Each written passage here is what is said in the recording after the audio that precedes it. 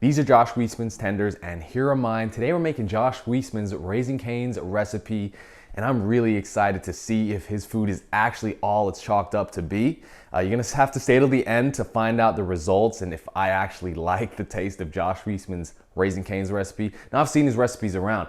I've seen him spend 10 hours on a burger and say it's better than a Big Mac because obviously if you spend that much time, it better be. He bakes the bread from scratch.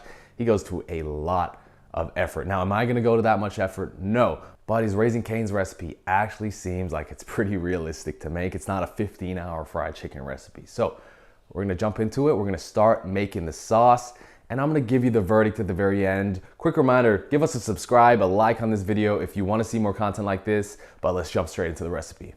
So we're in the voiceover now, and Josh is making his own Raising Cane's style sauce. So we're gonna try and make it here. I don't have a garlic mincer, so I'm gonna cut it up myself, and I'm gonna cut it into the smallest possible chunks, and then we're gonna make our sauce. So you're gonna put about 3/4 of a cup of mayo, 90 grams of ketchup, your 3 garlic cloves that have been cut up, some salt, some Worcestershire sauce, and then you're gonna mix all of that up until you get this creamy red color, and that color is how you know that it's done. The Raising Cane's sauce is done. It's got the color. It's got a really good smell. It doesn't smell exactly like Raising Cane's. It kind of smells better, which is what he was going for. And the next step now is to prepare our chicken. Time to get down and dirty. So let's jump into it. So Josh's chicken cooking process is pretty straightforward. It's buttermilk, and then you're gonna dip your chicken in there and let it marinate. We're gonna follow it exactly. I got 300 milligrams of buttermilk. We're gonna add some white pepper, some salt, and some garlic powder. It's about 1 tablespoon of each. We're gonna mix all of that up until it's all combined, and then we're gonna cut up our chicken into tenders or fingers, whatever you want to call them. I carefully, meticulously cut this thing up, and now it's time to dip it into our buttermilk bath and put it in the refrigerator. You want to marinate this for at least an hour and a half.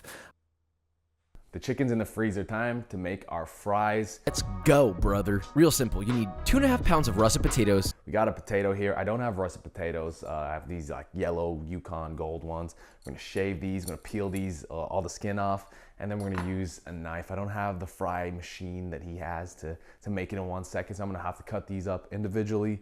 You want even-sized fries, like even thickness, and then you're gonna fry it twice. So let's do that now. Peel them or don't Josh peel them. makes his Just own make sure you wash fries. He uses these russet potatoes, and he's got the machine. But I just don't know why he makes his own fries. I could not be bothered doing it, but I did it anyways. I did it for the video, so make sure you like and subscribe for the effort.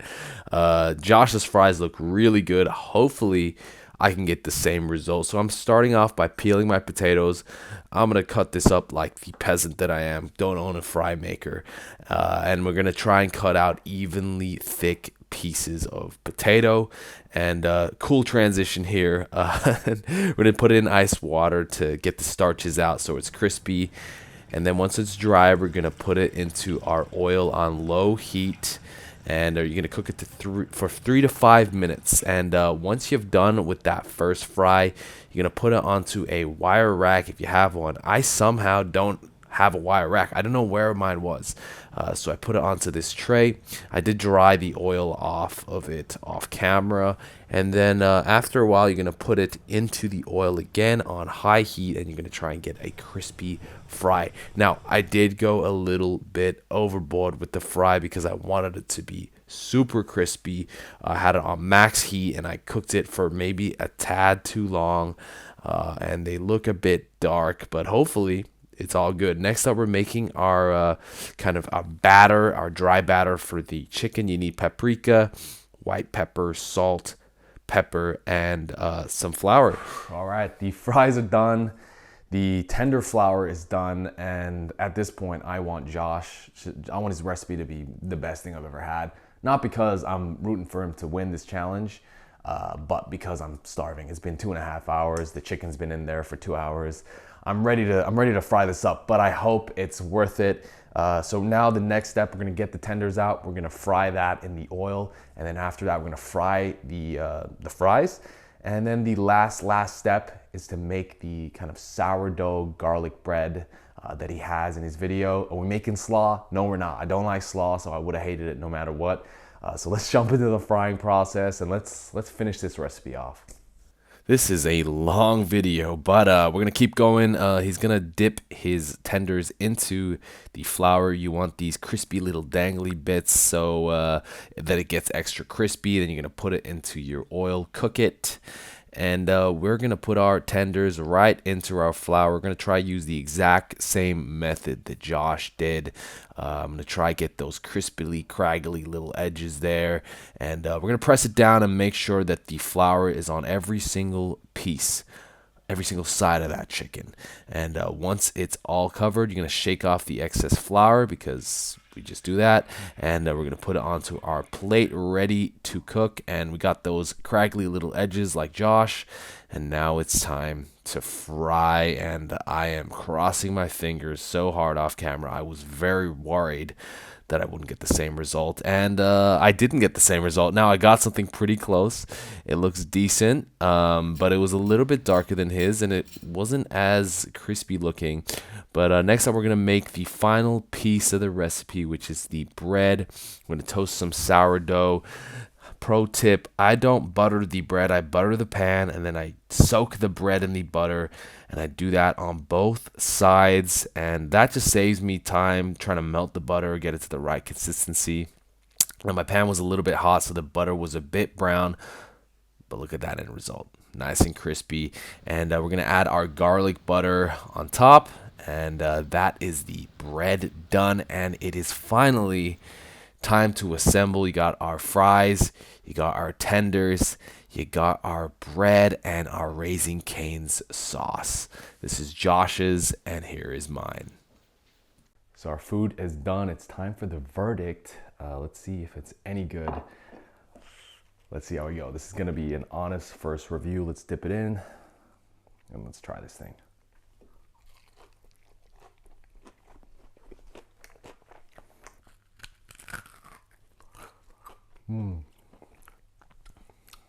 Garlic bread.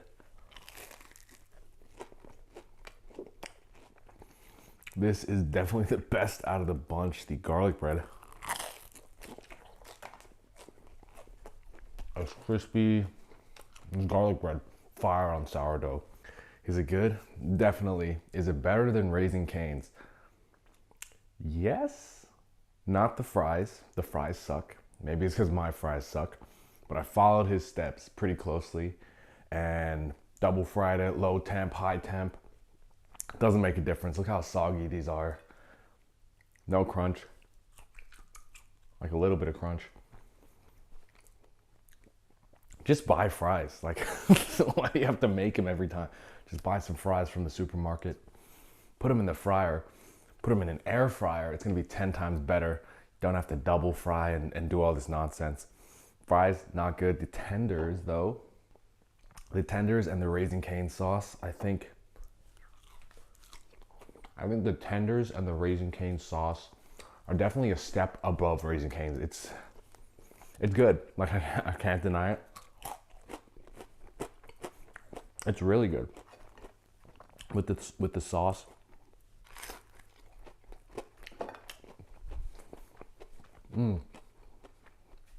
Now mine didn't turn out like Josh's, but it's got the crunch. The flavor of the breading is really good. Chicken is juicy. The sauce is way better than Raising Cane's.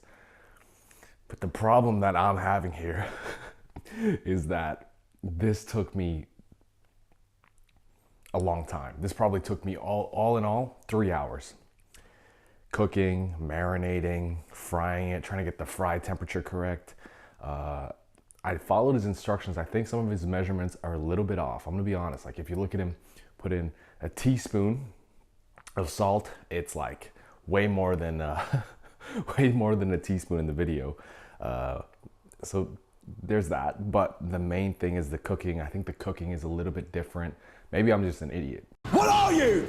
An idiot sandwich. Idiot sandwich what? An idiot sandwich, Chef Ramsay. Probably true as well. But that being said, definitely way better than Raising Cane's. Like, if Raising Cane's is a 5, this is like a 7.5. It's pretty good. But it's not worth the time. I much rather would have just gone to Raising Cane's, bought some Raising Cane's, ate that instead of making the whole process. So Josh Weissman's recipe, is it worth it? Not really. Should you try it? If you're making chicken already and you're covering it in flour, but if you're trying to eat fast food, just buy fast food. Why bother making it? If you like content like this, make sure you like and subscribe. I'm trying to get to 1 million by the end of the year. we got 3 months. If we can do it, it's gonna be crazy. So subscribe, support the channel. Comment down below, what do you want me to make next? I reply to every single comment. I've gotten recipe ideas from the comments, so make sure you comment, and I'll see you guys next week.